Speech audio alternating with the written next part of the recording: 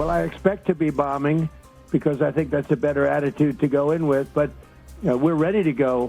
Kinontra na naman ni US President Donald Trump ang nauna niyang pahayag na hindi na niya isasalang ang Amerika sa panibagong gyera. Sa kanyang pahayag, sinabi ni Trump na nakahanda ang tropa ng Amerika na bombahin muli ang Iran kung patuloy itong magmamatigas. Ngayong Miyerkules, April 22, matatapos ang 2 linggong ceasefire ng Amerika at Iran. Nauna nang nag-usap sa Tehran sina Pakistani Field Marshal Asim Munir at Iran Foreign Minister Syed Abbas Araghchi para sana sa nakatakdang second round ng peace talks sa Islamabad.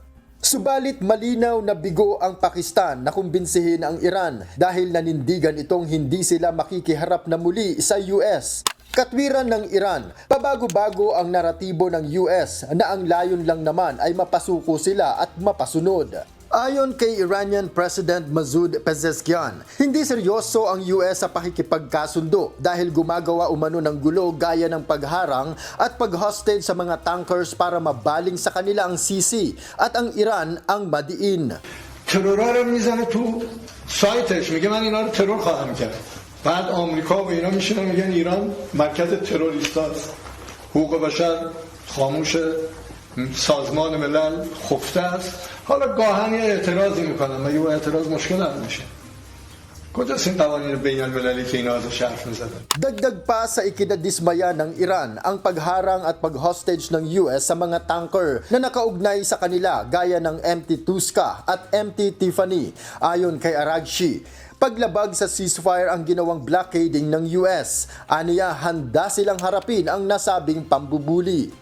Dahil sa kawalan ng interes ng Iran na makipag-usap, hindi na tumuloy ang US negotiators sa pangunguna ni Vice President J.D. Vance sa Islamabad, Pakistan. Sa pakiusap aniya ng Pakistani government, sinabi ni Trump na ini-extend niya ang ceasefire pero wala na itong binanggit na deadline.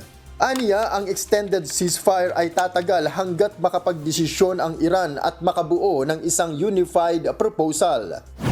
Bagaman pinalawig ni Trump ang ceasefire, sinabi naman nitong mananatili ang US blockading sa Strait of Hormuz. Anuman aniya ang mangyari, mananatiling nakahanda ang kanilang puwersa sakaling kailanganin ng sitwasyon laban sa Iran.